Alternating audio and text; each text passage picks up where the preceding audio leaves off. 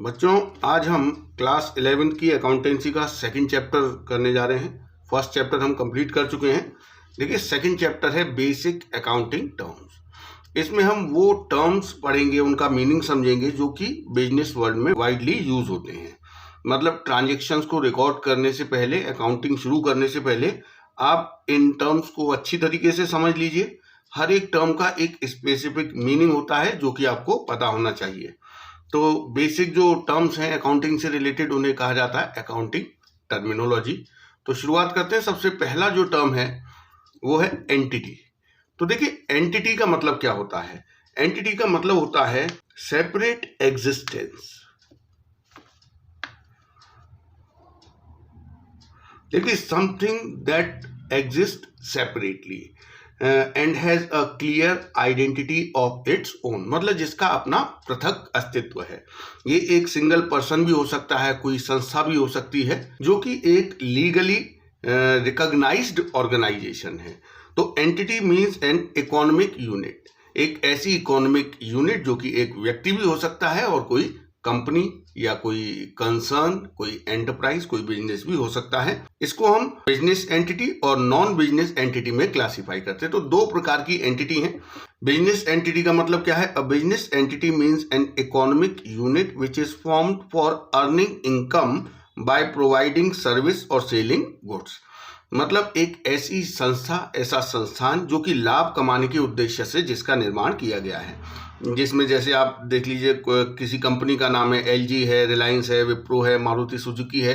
ये सब एक लीगल एंटिटी है, रिकॉग्नाइज्ड ऑर्गेनाइजेशन है।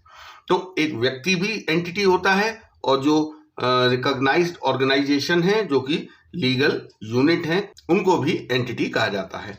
दूसरा है non business entity.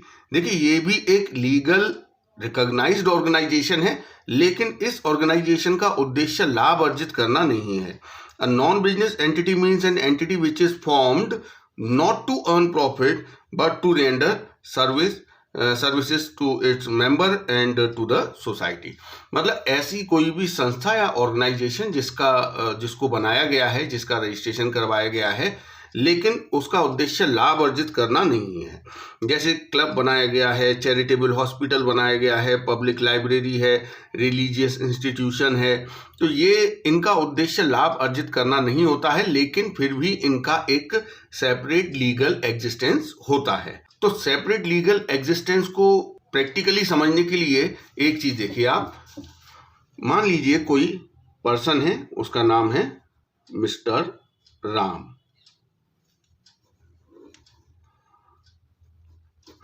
Mister Ram ने एक बिजनेस स्टार्ट किया और बिजनेस का नाम रखा उसने रामसंस। तो देखिए, ये जो रामसंस है, इसके आगे हम मैसेज लगा देते हैं। ये एक एंटरप्राइज है जो कि प्रॉफिट अर्निंग मोटिव से बनाया गया है। तो देखिए, जो मिस्टर राम है वो भी एक लीगल यूनिट है। वो भी ट्रांजैक्शन कर सकते हैं, अपने नाम से सामान खरीद सकते हैं, लेन देन कर सकते हैं। और ये जो मैसेज रामसंस है, ये एक इकोनॉमिक यूनिट है जिसका रजिस्ट्रेशन हुआ है, इस बिजनेस का नाम रखा गया है, इसका रजिस्ट्रेशन करवाया गया है। ये भी एक लीगल एंटिटी है, लेकिन ये दोनों सेपरेट लीगल एंटिटी हैं। देखिए, अकाउंटिंग का एक कॉन्सेप्ट होता है सेपरेट एंटिटी कॉन्सेप्ट। ये कॉन्सेप्ट हमें बताता है कि जो बिजनेस है और बिजनेसमैन है, वो दो अलग अलग एंटिटी है, और जो हम अकाउंटिंग करते हैं वो बिजनेस के पॉइंट ऑफ व्यू से करते हैं। इसीलिए बिजनेस में केवल वही ट्रांजैक्शन रिकॉर्ड किए जाते हैं जो बिजनेस के ट्रांजैक्शन हैं। जो राम के पर्सनल ट्रांजैक्शन है वो बिजनेस की बुक्स में रिकॉर्ड नहीं किए जाएंगे, क्योंकि राम अलग है और रामसंस अलग है। जैसे मान लीजिए गुड्स खरीदा गया, किसी वर्कर को सैलरी दी गई, तो ये बिजनेस के ट्रांजैक्शन है, ये बिजनेस की बुक्स में रिकॉर्ड होंगे। मान लीजिए राम ने अपने किसी फ्रेंड को गिफ्ट दिया अपने पैसों से, बिजनेस में से नहीं निकाले उसने, तो ये जो ट्रांजैक्शन है ये राम का पर्सनल ट्रांजैक्शन है। ये मैसेज रामसंस की अकाउंटिंग की बुक्स में रिकॉर्ड नहीं होगा, क्योंकि हम जो अकाउंटिंग करेंगे वो मैसेज रामसंस की कर रहे हैं, मिस्टर राम की नहीं कर रहे हैं।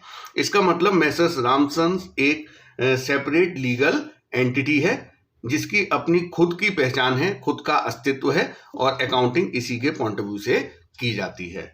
तो ये आप समझ गए कि एंटिटी क्या होता है। अब हम सेकंड अपना जो टर्म है उस पे आते हैं, वो है बिजनेस ट्रांजैक्शन। बिजनेस ट्रांजैक्शन मतलब व्यावसायिक लेन देन। देखिए कि व्यावसायिक लेन देन को समझने से पहले अब हम दोबारा से यहाँ आ जाते हैं कि ये बिजनेस स्टार्ट हुआ कैसे। देखिए बिजनेस जब स्टार्ट हुआ, मिस्टर राम ने बिजनेस स्टार्ट किया, इसका रजिस्ट्रेशन करवाया और नाम का भी कॉपीराइट करवाया, जो भी करवाया। तो इसके बाद इसके पास तो अभी कोई रिसोर्स है नहीं बिजनेस करने के लिए। सबसे पहले क्या चाहिए? पैसा चाहिए। तो पैसे से ही बाकी सब आ जाएगा, जैसे बिल्डिंग है, फर्नीचर है, मशीनरी है, गुड्स है, सब कुछ पैसे से आ जाएगा। तो ये पैसा मैसर्स रामसंस को ये पैसा कौन देगा? इसमें इन्वेस्टमेंट कौन करेगा? तो देखिए दो सोर्स होते हैं रिसोर्सेज को कलेक्ट करने के। रामसंस को क्या चाहिए? कैश चाहिए, जो कि रामसंस की एसेट बन जाएगा, संपत्ति हो जाएगा। मान लीजिए मिस्टर राम ने 1 लाख रुपए कैश बिजनेस में लगाया, तो एक तरफ तो बिजनेस की एसेट बढ़ गई क्योंकि ये पैसा राम ने मैसर्स रामसंस को दिया है, लेकिन दूसरी तरफ ऑब्लिगेशन बढ़ गई। देखिए कोई भी किसी को फ्री में कुछ भी नहीं देता है। जब हम इन्हें सेपरेट मान रहे हैं, इसका मतलब मिस्टर राम रामसंस को पैसा दे रहे हैं तो कभी ना कभी वापस भी देना पड़ेगा। तो जितनी एसेट बढ़ी है उतने से ही ऑब्लिगेशन भी बढ़ जाएगा। ऑब्लिगेशन का मतलब क्या हुआ? दायित्व, वजन, वेट। जैसे हम एक तराजू की बात करें तो तराजू में आप देखिए दो तरफ, एक तरफ सामान रखा होता है गुड्स और दूसरी तरफ रखा होता है वेट, और ये दोनों हमेशा इक्वल होते हैं, तभी ट्रांजैक्शन एग्जीक्यूट होता है।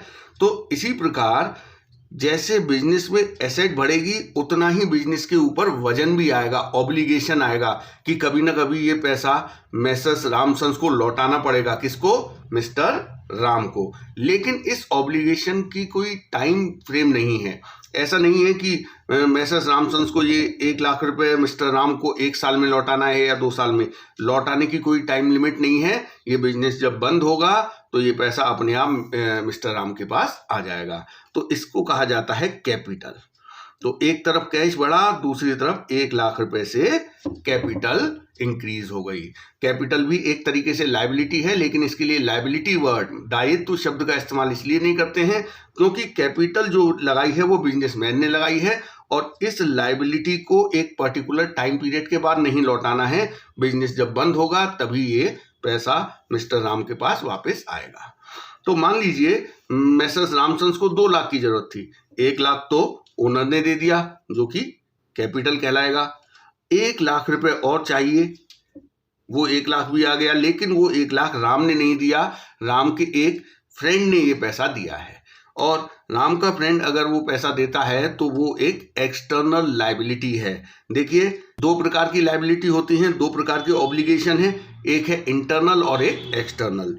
जो पैसा ओनर ने बिजनेस में लगाया है वो इंटरनल लायबिलिटी है, इसके लिए कैपिटल वर्ड का इस्तेमाल होगा। और ओनर के अलावा अगर कोई पैसा बिजनेस को देता है इंटरेस्ट पे, जिस पर कि फिक्स इंटरेस्ट भी देना होगा, उसको कहा जाता है लोन। लोन एक लायबिलिटी है। तो 1 लाख रुपए की एक लायबिलिटी क्रिएट होगी जिस पर इंटरेस्ट भी दिया जाएगा, लेकिन अभी तो इंटरेस्ट नहीं देना, जब इंटरेस्ट देना होगा तब देखेंगे। अभी के लिए फॉर्म के ऊपर 1 लाख रुपए का राम के एक फ्रेंड का कर्जा हो गया। तो आप देख रहे हैं कि एसेट जितनी है उतनी ही कैपिटल और लायबिलिटी का टोटल है। तो यहां से एक चीज, एक अकाउंटिंग इक्वेशन बनती है, assets equals to capital plus liability. हमेशा एसेट्स का टोटल कैपिटल और लायबिलिटी के टोटल के बराबर होगा। तो ये एक चीज आप अच्छी तरह समझ लीजिए। और अब जो हम करने जा रहे हैं ट्रांजैक्शन, ट्रांजैक्शन का मतलब ये है कि कोई भी ऐसी एक्टिविटी जिसकी वजह से इन तीनों चीजों में जरा सा भी परिवर्तन आ जाए तो उस ट्रांजैक्शन को, उस इकोनॉमिक एक्टिविटी को बिजनेस ट्रांजैक्शन कहा जाता है। मान लीजिए ये जो 1 लाख रुपए का लोन है, इसमें से 20,000 रुपए का लोन मैसर्स रामसंस ने 1 साल बाद लौटा दिया। तो 1 साल बाद क्या होगा? एक तो लोन कम हो जाएगा 20,000 रुपए से, और दूसरा 20,000 कैश कम हो जाएगा। तो ये एक बिजनेस ट्रांजैक्शन है क्योंकि इसकी वजह से बिजनेस की एसेट्स और लायबिलिटी पर इफेक्ट आया है, उसमें कोई चेंज आया है। तो ये चीज आपने समझ ली प्रैक्टिकली। अब आपको बिजनेस ट्रांजेक्शन इजीली समझ में आ जाएगा। तो अ business transaction is an economic activity of the business that changes its financial position. Whenever any business transaction takes place, it results in change in the value of some of the assets, liability और capital. तो इन तीन चीजों में अगर कोई change आता है किसी इवेंट की वजह से तो उसे हम कहते हैं बिजनेस ट्रांजेक्शन। अब हम बात करते हैं बिजनेस ट्रांजेक्शन के फीचर्स की। तो it is concern with transfer और exchange of goods and service for money consideration, मतलब पैसे के लिए वस्तुओं और सेवाओं का लेन देन जो होता है उसे ट्रांजेक्शन कहा जाता है। जैसे गुड्स खरीदना, गुड्स बेचना या किसी वर्कर को सैलरी देना, तो ये सारे ट्रांजेक्शन कहलाते हैं क्योंकि इसमें पैसे का इन्वॉल्वमेंट है। आगे है इट हैज डुअल और to aspect, one is debit and other is credit of equal amount. तो देखिए ये तो आप समझ ही गए कि कोई भी ट्रांजेक्शन होगा, ट्रांजेक्शन को हिंदी में कहा जाता है लेन देन। तो लेन देन दो शब्दों से मिलकर बना है, कुछ लेंगे और कुछ देंगे। और एक और चीज, हमेशा इक्वल अमाउंट का होगा, जितने का सामान हम लेंगे उतना ही पैसा देंगे, या फिर जितने का सामान हम देंगे बदले में उतना ही पैसा लेंगे। तो लेन देन मतलब ट्रांजैक्शन, इसके दो एस्पेक्ट होते हैं और दोनों ही एस्पेक्ट्स को जर्नल में रिकॉर्ड किया जाता है ट्रांजैक्शन को रिकॉर्ड करते समय। तीसरा है it involves an economic activity. देखिए जो बिजनेस ट्रांजैक्शन है वो एक आर्थिक गतिविधि है। For example when goods are purchased और सोल्ड फॉर कैश और ऑन क्रेडिट, और when salaries are paid to employ, और when interest is paid on money borrowed from bank, a business transaction takes place. तो इन सब चीजों में business transaction क्यों हो रहा है? क्योंकि देखिए सैलरी दी गई है तो उसमें भी पैसे का इन्वॉल्वमेंट है, इंटरेस्ट पे किया गया है, जो लोन लिया है बैंक से उस पर इंटरेस्ट पे किया है तो इसमें भी पैसे का इन्वॉल्वमेंट है। इसके अलावा गुड्स परचेज करना या सेल करना, कैश बेचें या उधार बेचें, तो ये सब इकोनॉमिक एक्टिविटी हैं, इन्हें रिकॉर्ड किया जाएगा। Social activities are not considered as transaction. जो सोशल एक्टिविटी है, मान लीजिए जो बिजनेसमैन है ओनर, वो अपने किसी फ्रेंड को गिफ्ट दे रहा है, तो ये रिकॉर्ड नहीं किया जाएगा क्योंकि ये एक सोशल एंगेजमेंट है, इसमें बिजनेस का कोई लेना देना नहीं है, ये बिजनेस का ट्रांजेक्शन नहीं है, इससे बिजनेस की एसेट लायबिलिटी कैपिटल पे कोई इफेक्ट नहीं आया है। इसके बाद बिजनेस ट्रांजेक्शन में be classified into two types, external and internal. तो देखिए एक्सटर्नल ट्रांजेक्शन में दो अलग अलग जो इंडिपेंडेंट एंटिटीज हैं वो इन्वॉल्व होती हैं। जैसे गुड्स खरीदना, किसी दूसरी फर्म से गुड्स बेचना, इसमें आप देख रहे हैं, जैसे मैं आपको एग्जांपल देके बताऊं, मान लीजिए मैसर्स रामसन्स ने अपने किसी कस्टमर मैसर्स हरी को गुड्स बेचा, तो आप यहाँ देख रहे हैं दो एंटिटीज इन्वॉल्व हैं, एक तो मैसर्स रामसन्स और दूसरा मैसर्स हरी। तो यहाँ पर आप देख रहे हैं दूसरी फर्म के साथ लेन देन हो रहा है, दूसरी एंटिटी के साथ लेन देन हो रहा है, इसको कहा जाएगा एक्सटर्नल ट्रांजेक्शन। अब हम बात करते हैं इंटरनल ट्रांजेक्शन की। देखिए ऐसे ट्रांजेक्शन जिसमें किसी दूसरी एंटिटी का इन्वॉल्वमेंट नहीं है। मान लीजिए एसेट्स में, अब ये एक कैश है, एक और एसेट मान लीजिए जैसे बिल्डिंग है, 1 लाख की खरीदी। अब 1 लाख की बिल्डिंग खरीदेंगे तो ऑब्वियसली कैश कम हो जाएगा, अब कैश हो गया 1 लाख और 1 लाख हो गई बिल्डिंग।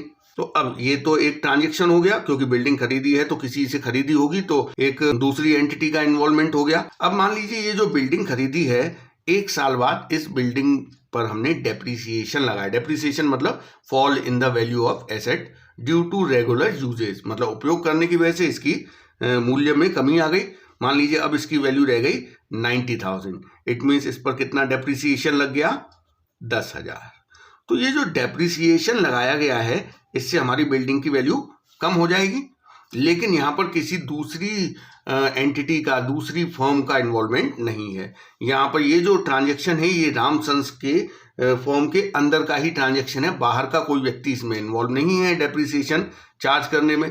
तो ये ट्रांजेक्शन इंटरनल ट्रांजेक्शन कहलाता है। तो ये 2 प्रकार के ट्रांजेक्शन हो गए, ये आप समझ गए। अब हम अपना थर्ड टर्म की बात करेंगे, ये है कैपिटल। कैपिटल जैसा कि मैं आपको अभी समझा चुका हूँ, it refers to the amount invested by the proprietor in a business enterprise. मतलब जो बिजनेस का ओनर है उसके द्वारा बिजनेस में जो भी पैसा लगाया गया है जो भी जितनी एसेट्स इन्वॉल्व की गई हैं उनको कहा जाता है कैपिटल। जैसे यहाँ पर मान लीजिए ये जो मिस्टर राम है इसने 1 लाख रुपए कैश लगाया है, तो ये 1 लाख फर्म के पॉइंट ऑफ व्यू से कैपिटल है। और capital is the internal liability, ये एक ऐसी लायबिलिटी है जिसका पेमेंट मैसर्स रामसर्स मतलब बिजनेस को करना है। किसको? बिजनेसमैन को। तो ये एक इंटरनल लायबिलिटी कही जाती है। तो for the firm it's a liability towards the proprietor, मतलब मालिक के टुवर्ड्स फर्म के पॉइंट ऑफ व्यू से ये एक लायबिलिटी है। This is so because the proprietor is separate.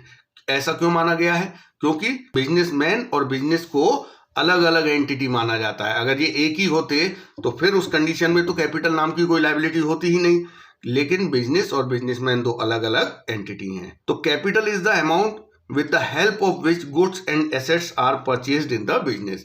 तो देखिए जो बिजनेस में बिजनेसमैन के द्वारा कैपिटल लगाई जाती है, उससे जो बिजनेस के पास कैश आता है उसी कैश से बिजनेस अपने लिए गुड्स खरीदता है, एसेट्स खरीदता है। तो इसके अलावा in order to calculate the amount of capital, all current assets and fixed assets are added up and external liabilities are deducted। तो यहाँ बताया गया है कि कैपिटल कैसे कैलकुलेट की जाए, जो मैं आपको पहले ही बता चुका हूँ कि assets equals to capital plus liability. अगर आप कैपिटल निकालना चाहते हैं और आपके पास एसेट्स और लायबिलिटीज की वैल्यू है तो आपको क्या करना होगा? Capital equals to assets minus liabilities. तो हम कैपिटल इस तरीके से निकाल सकते हैं। तो ये हो गया कैपिटल, और इसका एक एग्जाम्पल भी दिया है। मान लीजिए किसी बिजनेस में कैश है 20,000, machinery 50,000, stock 1 lakh, debtors 40,000, creditors 30,000। तो हम कैपिटल कैसे कैलकुलेट करेंगे? तो देखिए कैश एसेट है, मशीनरी एसेट है, बिजनेस के पास जो स्टॉक पड़ा हुआ है वो बिजनेस की एसेट है।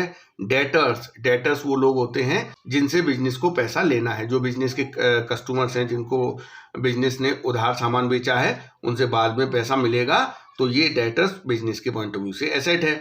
और क्रेडिटर्स वो लोग हैं जिनको बिजनेस को पैसा देना है, जो बिजनेस के सप्लायर हैं जिनसे बिजनेस ने उधार सामान खरीदा हुआ है, तो वो लायबिलिटी है। तो देखिए कैश, मशीनरी, स्टॉक, डेटर्स ये एसेट है, इनको जोड़ दिया, और क्रेडिटर लायबिलिटी है, इसे माइनस कर दिया तो कैपिटल आ जाएगा। तो ये हो गया हमारा कैपिटल। अब हम आगे बढ़ते हैं। देखिए अगला हमारा टर्म है ड्राइंग्स। ड्राइंग का मतलब हिंदी में कहते हैं इसे आहरण। आहरण का मतलब होता है विड्रॉ करना। तो विड्रॉ का मतलब बिजनेस में से पैसा निकालना। विड्रॉल ऑफ मनी और goods by the owner from the business for personal use is known as drawing. तो बिजनेसमैन के द्वारा बिजनेस में से पर्सनल यूज के लिए जो भी पैसा या सामान निकाला जाता है, या बिजनेस की कैश में से बिजनेसमैन ने अपना कोई पर्सनल एक्सपेंस पे किया है, तो उसे ड्राइंग कहा जाता है। और ये ड्राइंग जो होती है वो कैपिटल को कम कर देती है, क्योंकि कैपिटल क्या है? बिजनेस के लिए कैपिटल एक ऑब्लिगेशन है, लायबिलिटी है। मतलब ये पैसा मैसर्स रामसंस को किसे लौटाना है? मिस्टर राम को। अगर मिस्टर राम कुछ निकाल लेंगे तो ऑब्वियसली इससे कैपिटल कम हो जाएगी। आगे हम बात करते हैं लायबिलिटीज। लायबिलिटीज जैसा कि आप जानते हैं, लायबिलिटीज का मतलब होता है दायित्व, कि जो देना है फ्यूचर में। लायबिलिटीज आर ऑब्लिगेशंस और डेप्ट। डेप्ट मतलब कर्जा। That an enterprise has to पे at some time in the future. देखिए इधर ये लिखा है एट सम टाइम, इसका मतलब किसी निश्चित समय पर जिस अमाउंट का भुगतान करना है, जिस डेप्ट का भुगतान करना, उसे लायबिलिटी कहा जाता है। और कैपिटल मैंने जब आपको बताया, तो कैपिटल में और इसमें क्या डिफरेंस है? कैपिटल वो पैसा है जो बिजनेस को लौटाना है, लेकिन किसको लौटाना है? बिजनेसमैन को, ओनर को, और इसमें कोई टाइम नहीं है कि कब लौटाना है।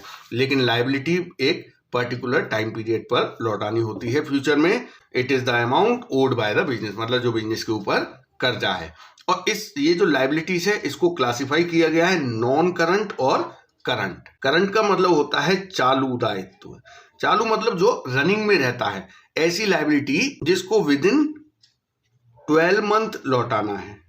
विद इन 12 मंथ, 12 महीने के अंदर जिस लायबिलिटी का रीपेमेंट करना है, ऐसी लायबिलिटी को करंट लायबिलिटी कहते हैं। और ऐसी लायबिलिटी जिसका भुगतान आफ्टर मोर देन 1 ईयर, 1 साल से अधिक समय के बाद किसी लायबिलिटी का भुगतान करना है, तो उसे नॉन करंट लायबिलिटी कहेंगे।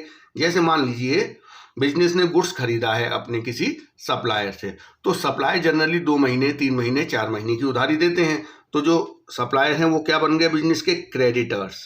तो ये क्रेडिटर्स करंट लायबिलिटी है, क्योंकि इसका पेमेंट विद इन 12 मंथ करना है, 2-3 महीने के अंदर या जो भी टाइम दिया गया है उतने पीरियड में हमें हमारे क्रेडिटर्स का पेमेंट करना है। तो क्रेडिटर कैसी लायबिलिटी हो गई, करंट लायबिलिटी। अब मान लीजिए बैंक से लोन लिया गया है और वो लोन लौटाना है 5 साल बाद। तो आप देखिए इस लायबिलिटी का भुगतान 5 साल में करना है, 5 साल बाद करना है, तो ये एक नॉन करंट लायबिलिटी है, क्योंकि इसका भुगतान का जो समय है वो 1 साल से अधिक समय के बाद है। तो ये लायबिलिटी का क्लासिफिकेशन हो गया। तो आगे देखते हैं, अब आ गया हमारा assets. Assets are economic resources of an enterprise. देखिए ये संसाधन है, वित्तीय संसाधन जिनका इस्तेमाल किया जाएगा बिजनेस में प्रॉफिट जनरेट करने के लिए, which can be expressed in terms of money, और वो रुपीज टर्म में एक्सप्रेस किए जा सकते हैं। तो ये जो रिसोर्स हैं, जैसे मान लीजिए लैंड है, बिल्डिंग है, प्लांट है, मशीनरी है, फर्नीचर है, स्टॉक है, कैश है, बैंक बैलेंस, डेटर्स, ये सब बिजनेस की एसेट्स हैं। ये सारे बिजनेस के रिसोर्स हैं, इन्हीं का इस्तेमाल करके बिजनेस में प्रॉफिट जनरेट किया जाता है।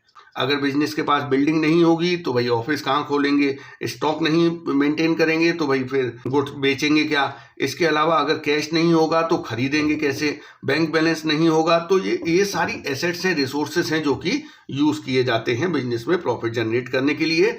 अब एसेट्स को क्लासिफाई किया गया है। पहली है current asset. Current assets are those assets which are held by the business with the purpose of converting them into cash within 1 year। मतलब ऐसी संपत्तियां, ऐसी एसेट्स जिनको बिजनेस ने होल्ड किया हुआ है इसलिए ताकि वो विद इन 1 ईयर कैश में कन्वर्ट हो जाए। जैसे जो स्टॉक है, ये जो स्टॉक है ये बिजनेस के लिए एसेट है। क्या ये स्टॉक रखा ही रहेगा? नहीं, इस स्टॉक को बेच दिया जाएगा, कैश में कन्वर्ट कर लेंगे। जो डेटर्स हैं वो भी कुछ समय बाद कैश में कन्वर्ट हो जाएंगे। जो बैंक बैलेंस है उसे भी चाहे जब कैश में कन्वर्ट किया जा सकता है। तो ऐसी कोई भी एसेट जो विद इन 1 ईयर कैश में कन्वर्ट की जा सकती है या हो जाएगी, उसे कहा जाता है करंट एसेट, चालू संपत्तियां।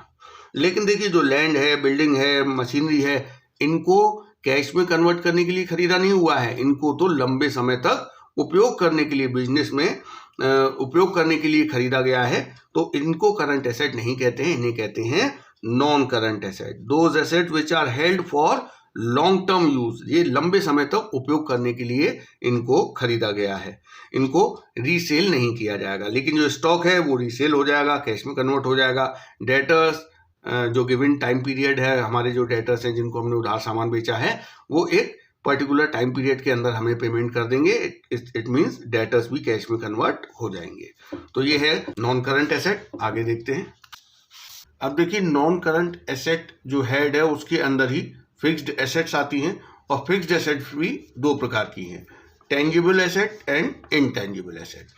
Tangible assets means those asset which have physical existence, मतलब जिसका भौतिक स्वरूप होता है, जिसको देखा जा सकता है, हम छू सकते हैं, टच कर सकते हैं।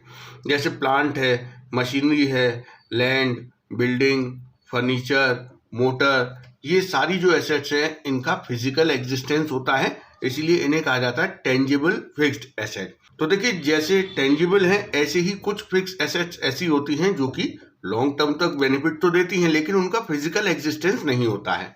फिक्स्ड एसेट के लिए शर्त ये है कि वो फर्म को, बिजनेस को लॉन्ग टर्म तक सर्व करेगी, उसका लाभ बिजनेस को एक लंबे समय तक होगा। तो एक तो हो गया टेंजिबल जिसका फिजिकल एग्जिस्टेंस है। ऐसी intangible assets, those assets which do not have a physical existence, they can not be seen और टच्ड। मतलब इन संपत्तियों को, ये एसेट्स तो हैं लेकिन ना तो ये दिखाई देती हैं ना ही हम इन्हें छू सकते हैं, लेकिन इनका एग्जिस्टेंस है, ये एग्जिस्ट तो करती हैं लेकिन फिजिकल एग्जिस्टेंस नहीं है। जैसे गुडविल है, पेटेंट है, ट्रेडमार्क है, कंप्यूटर सॉफ्टवेयर है। अभी कंप्यूटर सॉफ्टवेयर दिखाई तो नहीं देते लेकिन लंबे समय तक इनका उपयोग किया जाता है, तो ये फिक्स्ड इनटेंजिबल एसेट हैं। इसके अलावा पेटेंट है, पेटेंट मतलब किसी पर्टिकुलर प्रोडक्ट के प्रोडक्शन का या मैन्युफैक्चरिंग प्रोसेस का जो इंडिविजुअल राइट होता है, जो जैसे आप मान लीजिए किसी प्रोडक्ट को बनाने का हमारे पास अधिकार है, उस प्रोडक्ट को कोई और नहीं बना सकता है, तो तो ये हमारे लिए पेटेंट है और ये एक लंबे समय तक के लिए लिया जाता है। तो ये हमारी एक फिक्स एसेट्स है लेकिन इंटेंजिबल है। ये एक लीगल डॉक्यूमेंट होता है पेटेंट, जिस डॉक्यूमेंट की वजह से हमें ये अधिकार मिला है। इसके अलावा ट्रेडमार्क, जो हमारे बिजनेस में हम एक जो मार्क यूज़ करते हैं, जैसे आप देखिए रिलायंस का एक मार्क है, जैसे नाइकी है उसका एक मार्क इस प्रकार का है। तो ये जो मार्क होते हैं ये कंपनी की पहचान होते हैं। इन मार्क्स को कोई और यूज़ नहीं कर सकता है, इन निशानों को कोई और यूज़ नहीं कर सकता है। तो इनकी भी एक वैल्यू होती है। अगर कंपनी अपने ट्रेडमार्क को सेल करती है तो उसका भी उसे पैसा मिलता है। इट मीन्स ट्रेडमार्क भी एक एसेट है लेकिन इंटेंजिबल है। तो ये हमारी इंटेंजिबल एसेट हो गई। अब हम बात करते हैं फिक्टिशियस एसेट की। देखिए, फिक्टिशियस एसेट को समझने के लिए हमें एक्सपेंडिचर को देखना पड़ेगा। देखिए, एक्सपेंडिचर पहले समझेंगे तो आपको इजीली फिक्टिशियस एसेट समझ में आ जाएगा। तो देखिए, जो एक्सपेंडिचर शब्द है उसका तो मतलब होता है खर्चा, लेकिन जो खर्चा है इसके ये भी दो प्रकार का है। एक है कैपिटल एक्सपेंडिचर और एक है रेवेन्यू एक्सपेंडिचर। एक और होता है थर्ड डेफर्ड रेवेन्यू एक्सपेंडिचर। ये एक्चुअली आगे भी इसको हम दोबारा से समझेंगे। Deferred revenue expenditure. तो हम इन तीनों प्रकार के खर्चे को समझते हैं। सबसे पहले capital expenditure. It refers to an expenditure incurred for acquiring और increasing the value of existing fixed asset. कि किसी एसेट को, जो फिक्स एसेट्स है, उसको खरीदना या फिर उसकी कैपेसिटी को इंक्रीज करने के लिए उस पर खर्चा करना, ये कैपिटल एक्सपेंडिचर है। जैसे बिल्डिंग खरीदना, फर्नीचर खरीदना या मशीन खरीदना, उसकी इंस्टॉलेशन करवाना, ये कैपिटल एक्सपेंडिचर है। इनको हिंदी में कहते हैं पूंजीगत खर्चे।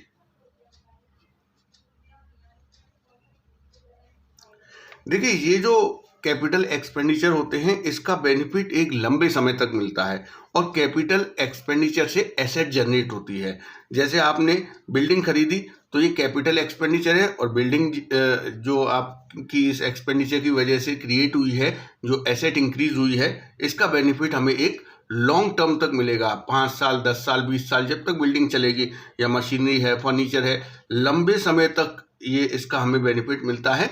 और ये खर्चे बिजनेस में रेगुलर बेस पे नहीं होते हैं। बिल्डिंग एक बार खरीदी जाती है, फिर लंबे समय तक उसी का उपयोग होता रहता है। फर्नीचर है, मशीनरी है, ये कई वर्षों में एक बार खरीदी जाती है। तो ये तो हो गया कैपिटल एक्सपेंडिचर। अब हम बात करते हैं रेवेन्यू एक्सपेंडिचर की। तो revenue expenditure incurred during an accounting period and the benefit of which is also exhausted within the same accounting period। मतलब ऐसा कोई भी खर्चा, देखिए खर्चा होगा तो उसकी वजह से हमें एक बेनिफिट मिलेगा, रेवेन्यू जनरेट करने में हेल्प मिलेगी। अब जैसे कैपिटल एक्सपेंडिचर में खर्चा हुआ तो उसका बेनिफिट हमें एक लंबे समय तक मिला, क्योंकि हमने बिल्डिंग खरीदी, फर्नीचर खरीदा, मशीन खरीदी। तो ये जो एक्सपेंडिचर है इसका बेनिफिट हमें एक लॉन्ग टर्म तक मिलता है और इससे एसेट जनरेट होती है, चाहे वो टेंजिबल फिक्स एसेट हो या इंटेंजिबल फिक्स एसेट हो। अब हम बात करते हैं रेवेन्यू एक्सपेंडिचर पर क्या है। रेवेन्यू एक्सपेंडिचर से भी हमें बेनिफिट मिलेगा, लेकिन वो बेनिफिट केवल 1 साल के लिए मिलेगा और इसमें एसेट जनरेट नहीं होगी। जैसे मान लीजिए गुड्स खरीदा या कोई सर्विस ली है या सैलरी का पेमेंट किया है या रेंट का पेमेंट किया है या एडवर्टीजमेंट का पेमेंट किया है। इससे आप देख रहे हैं गुड्स खरीदा तो वो विदिन 1 ईयर कंज्यूम हो जाएगा, फिर और गुड्स खरीदेंगे। अगर हमने कोई सर्विस ली है किसी सर्विस प्रोवाइडर से, जैसे बिजली का बिल पे किया तो उसके बदले में हमें सर्विस मिली, टेलीफोन बिल पे किया तो उसके बदले में हमें सर्विस मिली, और ये खर्चा बार बार होता रहेगा। ऐसा नहीं है कि एक बार बिजली का बिल पे कर दिया तो फिर 10 साल तक पे नहीं करना, वो हर महीने या हर 2 महीने में या हर 6 महीने में या हर साल हमें बार बार पे करना पड़ेगा। तो रेवेन्यू एक्सपेंडिचर का जो बेनिफिट है वो हमें 1 साल, विदिन 1 ईयर हमारा बेनिफिट एग्जॉस्ट हो जाता है, हमें फिर अगले साल के लिए दोबारा से खर्चा करना पड़ता है। तो ऐसे एक्सपेंडिचर को रेवेन्यू एक्सपेंडिचर कहा जाता है। इन दोनों में डिफरेंस ये है कि ये नॉन रिकरिंग नेचर का है। नॉन रिकरिंग का मतलब ये है कि वो बार बार नहीं होता है, और जो रेवेन्यू एक्सपेंडिचर है ये रिकरिंग नेचर का, बार बार हमें ये खर्चा करना पड़ता है। तो ये तो हो गया डिफरेंस। दूसरी बात, कैपिटल एक्सपेंडिचर से एसेट जनरेट होती है, रेवेन्यू एक्सपेंडिचर से कोई एसेट जनरेट नहीं होगी। अब हम बात करते हैं डेफर्ड रेवेन्यू एक्सपेंडिचर। जो डेफर्ड रेवेन्यू एक्सपेंडिचर है, आप समझ लीजिए ये कैपिटल एक्सपेंडिचर और रेवेन्यू एक्सपेंडिचर का एक मिक्सचर है। तो जैसे रेवेन्यू एक्सपेंडिचर में क्या था, बार बार हमें ये खर्चा करना पड़ता है। कैपिटल एक्सपेंडिचर में क्या था, ये खर्चा हमें कई साल में एक बार करना पड़ता है। तो डेफर्ड रेवेन्यू एक्सपेंडिचर में एक फीचर तो कैपिटल एक्सपेंडिचर का है कि ये कभी कभी होता है, तो ये है नॉन रिकरिंग। एक और बात, मैंने आपको बताया था कि कैपिटल एक्सपेंडिचर में एसेट जनरेट होती है, वो फिक्स्ड एसेट होती है और लंबे समय तक उसका बेनिफिट मिलता है। लेकिन नॉन रिकरिंग में जो एसेट जनरेट होती है वो फिक्स्ड एसेट नहीं होती है, वो फिक्टिशियस एसेट होती है। अब फिक्टिशियस एसेट को अब हम समझते हैं। देखिए, deferred revenue expenditure, revenue expenditure मतलब जिसका बेनिफिट हमें एक साल तक मिलेगा। डेफर्ड का मतलब क्या होता है, डेफर्ड का मतलब होता है किसी चीज को एक्सटेंड कर देना, मतलब उसे बढ़ा देना। अगर रेवेन्यू एक्सपेंडिचर को ही एक साल का ना करके 5 साल का इकट्ठा दे दिया जाए तो वो कहलाएगा डेफर्ड रेवेन्यू एक्सपेंडिचर। जैसे मान लीजिए मैंने किसी एडवर्टीजमेंट कंपनी से अपनी बिजनेस का एडवर्टीजमेंट करवाया और उसको एक साल के लिए कहा कि वो मेरा एडवर्टीजमेंट करेंगे। तो मैंने उन्हें 1 लाख दिया, इसके बदले में मुझे सर्विस वो कितने साल तक देंगे, 1 साल तक। तो ये कैसा एक्सपेंडिचर हो गया, रेवेन्यू एक्सपेंडिचर, क्योंकि इसका बेनिफिट मुझे 1 साल मिलेगा। अब इसी एक्सपेंडिचर को देखिए डेफर्ड कैसे बनाया जा सकता है। मान लीजिए उसी एडवर्टीजमेंट कंपनी से मैंने कहा कि आप मुझे बताइए भाई 5 साल अगर मैं आपसे इकट्ठा एडवर्टीजमेंट करवाऊं तो आप मुझसे कितना पैसा लेंगे। तो उन्होंने मुझसे कहा कि 4 लाख रुपए। तो आप देख रहे हैं यहाँ मेरा फायदा हो रहा है। अगर 1-1 साल का दूंगा तो 5 लाख देने पड़ते, इकट्ठा 5 साल का दे दिया तो 4 लाख दिया। और अब आप एक चीज देखिए, अब मैंने इकट्ठा 5 साल के लिए एडवर्टीजमेंट का खर्चा कर लिया, अब बेनिफिट मुझे कितने साल मिलेगा, 5 साल। तो ये रेवेन्यू एक्सपेंडिचर तो नहीं हो सकता, क्योंकि रेवेन्यू एक्सपेंडिचर में बेनिफिट केवल 1 साल तक मिलता है with in the same accounting period. लेकिन यहाँ पर मुझे बेनिफिट 5 साल मिल रहा है, तो इसको हम रेवेन्यू एक्सपेंडिचर ना कह के डेफर्ड रेवेन्यू एक्सपेंडिचर कहेंगे। और अब एक चीज और देखिए, अब ये 4 लाख रुपए क्या है, ये पूरा का पूरा इस साल का खर्चा तो नहीं है। अब ये तो 5 साल का खर्चा है, इसमें से इस साल का खर्चा कितना हुआ, 1 साल का 80,000 रुपये। 80,000 का बेनिफिट तो मुझे इसी साल मिल जाएगा, बाकी 3,20,000 रुपये का जो बेनिफिट है वो मुझे अगले 4 साल में मिलने वाला है। तो ये 3,20,000 क्या है, इसी को कहते हैं फिक्टिशियस एसेट। फिक्टिशियस क्यों कह रहे हैं, इसे फिक्स क्यों नहीं कह रहे, क्योंकि इसका कोई फिजिकल एग्जिस्टेंस नहीं है। दूसरी बात, इसे बेचा भी नहीं जा सकता है।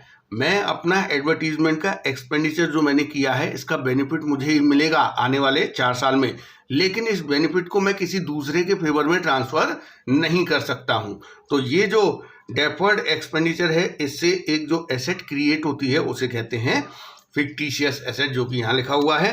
Fictitious assets are those assets which neither have any real value nor have any physical form. मतलब ना तो उनकी कोई रियल वैल्यू है, ये 3,20,000 रुपये मेरे पॉइंट ऑफ व्यू से है, मुझे इसका बेनिफिट मिलेगा, लेकिन मैं इसे मार्केट में बेच नहीं सकता हूं और ना ही इसका कोई फिजिकल एग्जिस्टेंस है।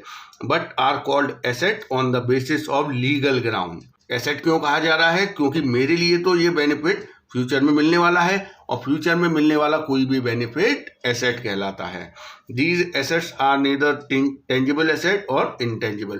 तो ना तो ये टेंजिबल एसेट है और ना ही इनटेंजिबल एसेट है। तो आपने देखा मैंने 4 लाख रुपए एडवर्टीजमेंट पे खर्च किए, जिसमें से 80,000 रुपये का बेनिफिट तो मुझे इसी साल मिल गया, 80,000 रुपये की सर्विस मुझे इसी साल मिल गई, और जो 3,20,000 की सर्विस है वो मुझे फ्यूचर में मिलेगी। तो इसे कहेंगे एडवर्टीजमेंट सस्पेंस। तो इसी प्रकार से और भी, जैसे मान लीजिए बिजनेस को जब हम स्टार्ट करते हैं तो कुछ प्रिलिमिनरी एक्सपेंस होते हैं, जैसे रजिस्ट्रेशन से रिलेटेड खर्चा है, बिजनेस का हमने नाम रजिस्टर करवाया, और भी जो लीगल फॉर्मेलिटीज में खर्चे हुए वो एक ही बार हुए हैं और इनका बेनिफिट हमें लंबे समय तक मिलेगा।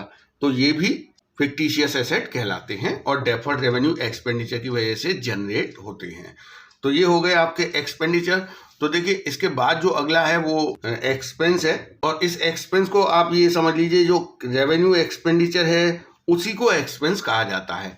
Expense is the cost incurred by a business in the process of earning revenue. मतलब जो रेगुलर हमारी इनकम है उसे जनरेट करने के लिए जितने भी खर्चे होते हैं, और ये सब रिकरिंग नेचर के होते हैं, बार बार करने पड़ते हैं, जैसे वर्कर्स को सैलरी पे करना, लेबरर्स को वेजेस पे करना, रेंट पे करना, एजेंट को कमीशन पे करना। ये रेवेन्यू जनरेट करने के लिए बिजनेस के ऑपरेशन से रिलेटेड खर्चे हैं, तो इनको एक्सपेंस कहा जाता है। ये एक्सपेंस रेवेन्यू एक्सपेंडिचर ही होते हैं। इसके बाद आगे इनकम है। देखिए हम आगे के जो अकाउंटिंग टर्म्स हैं उसे नेक्स्ट वीडियो में करेंगे। इन सारे टर्म्स को आप अच्छी तरीके से समझ लीजिए।